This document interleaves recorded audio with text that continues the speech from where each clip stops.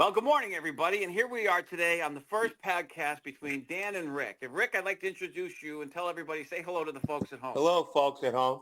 How are you today, Rick? Good. We're ready to roll here with our inaugural podcast. And I'm very excited, Rick. Tell everybody what we're going to be talking about today. Today's subject line is the Super Bowl. This Sunday's big event. We've been leading up to it all year. You know, Dan and I are in touch weekly, going over different things, bets, things of that nature. And that's what our topic of conversation is going to be today. Now, Rick, for the record, just so we get this on the record early, how confident are you in your pick for the Super Bowl this year? If my pick this year isn't right, I'll never bet again, Dan. What the shit? It's a guaranteed lock. Rick, is this like a super lock? It's above and beyond a super lock. It's been obvious to me from the moment the AFC and NFC championship clock struck zero. It's a no-brainer. Now, Rick, what's your win streak like in terms of picking Super Bowls? Are you up? Are you down? What's your story? I've never lost one. You never lost a Super Bowl? I'm probably about 30-3 in Super Bowl picks. What you have to do, Dan, I've been explaining this to you, is you can't be a common fan. See, that's what you're accusing me of. You always tell me you're a common fan, Dan. No, Rick, I'm a very intuitive guy. I'm into it. I watch, I check the trends. I'm very into it. I like to look at the matchups, the spread offense versus the defense. None of that means anything. What do you mean? It's meaningless.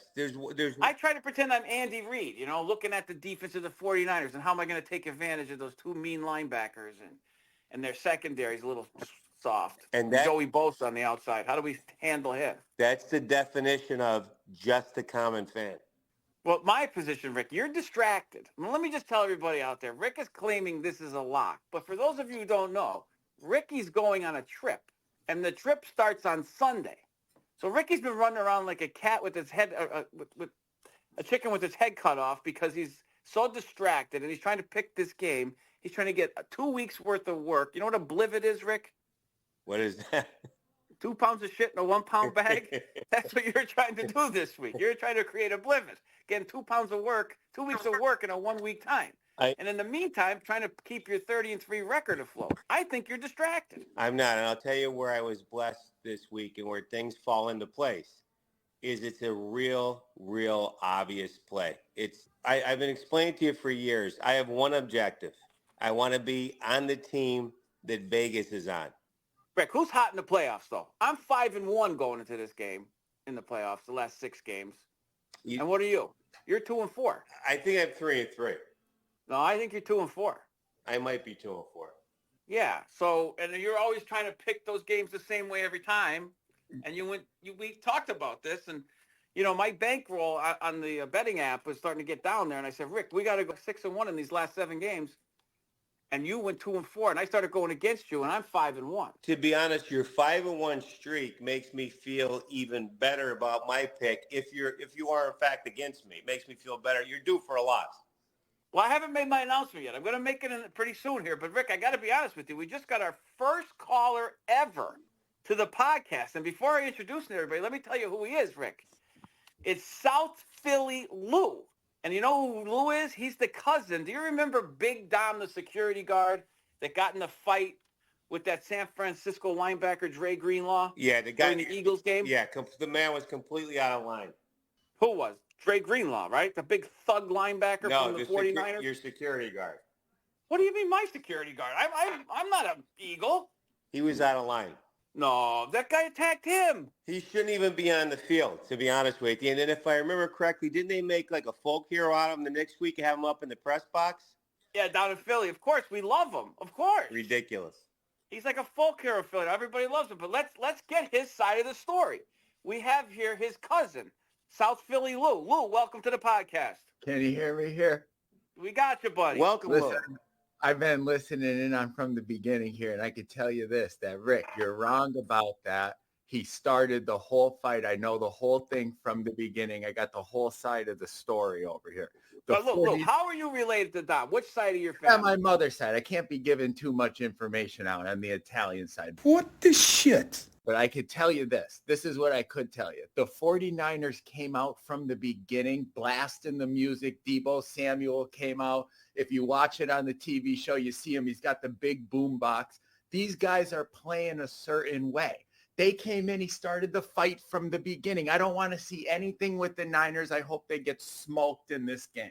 Okay? Bunch of thugs, Lou. They're coming out. Did you see them? Do you remember in the game that they played against the Eagles? They came out with the boom box. What is that saying? I know. They started picking on the secondary players, like the guys in the secondary. They're starting fights with them on the sidelines. Everything. He came over. It was all Dre Greenlaw. He started the whole thing from the beginning. He's lucky Big Dom held back. This is what they do, the whole side of the team. But I'm calling in here today to say to you, I don't want to see anything with the Niners. It sucks because, Rick, I'm on your side. I'm always with Vegas.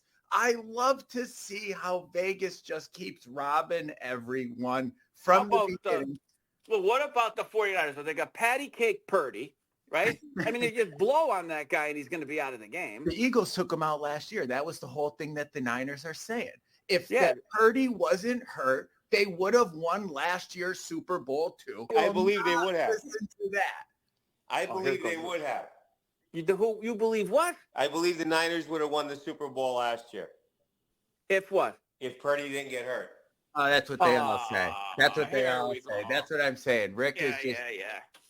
That's how good the Eagles defense is. Right. And that's what they're going to do. You know, they took him out of the game. I believe that the Chiefs are going to do the same thing. They're going to Purdy take was never going to survive that game. No, he's not going to survive this game either. He is not going to survive this game. And Brandon Ayuk, he's a tough guy, right? And you know what you got to do to a bully, Rick? You got to punch him in the mouth. And that's what they got to do to Ayuk. They got to hit him because he's nothing but a bully. Yeah, I don't see him having a big game this game. Who is that? The Detroit Lions? No, it was the Green Bay Packers. They popped them in the first quarter. He quit. He didn't play the rest of the game. I don't see Ayuk having a big game here. I really don't. All these Eagle fans are talking about that game last year like they threw a great corner blitz at Purdy and blindsided the guy. He hit his elbow on a helmet, if I believe. I mean, it wasn't a big hit. No, it was the linebacker, Hassan Reddick, who took him out. It was a freakish hit. It wasn't even a hit. He hit his arm on the guy. It was a sack fumble, Rick. What are you talking about? No. They just grabbed his arm going forward. No, I don't see. I was at the game. Those 49er fans were crying. Oh, it was terrible. They're such babies. Oh, I can't stand them. Now let's talk about this. The 49ers started out the year getting smoked by the Eagles in the championship game. They cried for a year. They cried the whole year to that game leading up. About that game. Rick, you know that's true, right? Well, they were down their quarterback. I've got to be honest with you. The way this year played out, I have to agree there's something in what they're saying, right? The 49ers find themselves back there. And did the Eagles make the playoffs? Yeah, they made the playoffs, but they were lousy. They were lousy. Seems so long. They had Dre Greenlaw. They had Deebo Samuel. They had everybody during the game. That's a game plan that the Eagles go in and play. That's tough-nosed football. They came in and they knocked them out of the game too bad. They're trying to say that. Yeah, we're not trying to kiss them. We're not trying to kiss them, but they're trying to say, this is what the Niners are saying, that if Brock Purdy didn't get injured in the game, that they would have won and that now they're going to repeat. I can't have that. It's the only thing stopping me, along with Patrick Mahomes in the playoffs, of why I'm going with the Chiefs with them winning this game, even though you're on the Chiefs. Vegas. Even though it goes against Vegas right now with the odds in the game. The 49ers schedule was a joke. They lost at Cleveland. They lost at the Vikings. I mean, come on. They barely got through anybody. They lost at home to Cincinnati. What did they beat? They beat Green Bay barely. Green Bay should have won the game. They dropped a pick. The Lions, the coach doesn't lose his mind. They lose that game. I'm so pissed at the Packers more with losing that game. That one hurts me the most of the 49ers shouldn't even be in this position. They shouldn't even be in the game. The better team, the better coach, the better quarterback is going to win this big game. I do not see betting against Andy Reid and Patrick Mahomes. You could feel good at any moment betting on Brock Purdy, even in the fourth quarter. No way. The lock in this game is the Kansas City Chiefs money line. That is all right, Rick. So South Philly Lou, you're saying to me that Vegas I'd is going rather to see the take better a bat team in win. the Super Bowl. I'd rather see the better team win and and the Chiefs dynasty. That's what I see. It is not the 49ers being that good. It's how good Purdy is. I still take Mahomes every single day over Purdy. Purdy sucks. What the shit? That's what this is about. Lou, the more you talk, I got FanDuel on speed dial. I keep increasing my bet on the Niners. This game builds casinos. You can't, Rick, I will tell you that those fountains didn't get put there themselves. Okay. And I'm going, there's a reason why they have those big fountains, because they're getting a lot of money, So you're right. California money's going to come in late. You know it, Rick. It's coming in late. It always does. Traditionally, the California money comes in late. Smart money comes in late. Well, Rick, you got to tell us who your pick. You didn't officially announce your pick, Rick. So let's not. I think you just did, but give me your reasons why you're picking the Niners, or give me the reason why you're picking the team. Obviously, the Niners. Let us know what your thoughts are. It's an easy thought. From the moment, and Lou backs it up 100%. From the moment these games ended, it's amazing to me.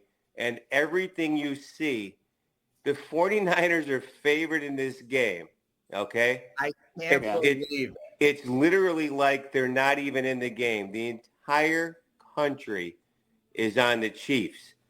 Players, current players, ex-players, gamblers, everyone is saying Chiefs, Chiefs, Chiefs. Right now, over 70% of the money against the spread is on the Chiefs. I'm going to tell you something. It's not going to change. I got the money line predictions right here, and I'm talking 82% of the money right now is on Kansas City Chiefs. That's 18% Vegas on is going San for a bat. Francisco. Wow. Never seen numbers like that. What is the number with the points, and what's the points at right now? 2.5? I can tell you right now, it's at the Chiefs are +2, and the over-under is at 47.5, and 69% of the public is on the over right now as we speak. So the under and San Francisco is what Vegas has and what Vegas wants to get paid out. I think Vegas is going to do something to even those lines a little bit before the game. I think they're going to swing leading up. Vegas And here's more important though. San Francisco has a person who placed a $1 million bet. I don't know if you guys saw that, but I saw it on Twitter. So that's on a money line pick with San Francisco, and they're still at 18%.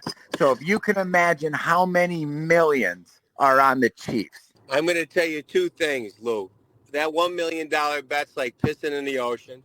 Number two, this line's not going to change that much. Do you know why, Dan? Why? Because Vegas is going for the kill. As I sit here myself today, I literally can't envision the Chiefs losing the game, which convinces me I'm right. It's the 49ers play. What the shit? So soft, Rick. The 49ers are soft. Mahomes? How do you bet against Mahomes? How do you bet against Mahomes? Answer that question. Nothing is that obvious or that easy. How do you put the money against Mahomes? It's the exact reason you do it. Rick, I'm normally with Vegas every single time. Only against Mahomes in the playoffs, and when he's the better team, you just cannot bet against him if you want to win your money. That's what it's about. You want to talk about winning the money? You've gone against me, Dan, through the playoffs, and you definitely had some success with it. I respect that. Right. And I know you're a Mahomes Chiefs guy throughout the year, but you seem to be a little down on the Niners in this game. Who are you on in this game? Well, I can't stand the 49ers, Rick. I hate them. I hate them with a passion. And I'm a big Mahomes guy all the way. Yep. I've been rooting for Pat Mahomes since he came into the league. I love Andy Reid. I think he's the best coach in the game. Belichick never won anything without Brady. Love Andy Reid. My pick is the 49ers. What the shit? He's going with what you're switching it up? Talking Mahomes the whole this time? is incredible, the narrative. I was watching a television program this morning on MSNBC. Every panelist picked the Chiefs. Rick is right. It's like they're not even in the game. The 49ers aren't even in the game. ESPN is taking most of those guys that are on there and get up in the morning are all taking the Niners. So, that changes it up a little bit there. Hey, Louis, all the money is on the Chiefs. All the money. All the money is Vegas is going to make a fortune. If Vegas wants the Niners, that's why that scares me. It's the only thing I'm normally going with Vegas, but I just cannot bet against Pat Mahomes. I can't believe you're going against him at the end. I'm going with Purdy and the 49ers. Can't believe it. It's Niners year. I got one question for South Philly Lou. Yeah. Where is this narrative that you claim to have seen on TV that they're on the Chiefs? Who did you see that? No, what I saw was on ESPN. I saw on Get Up in the Morning. All of them. Mike Greenberg?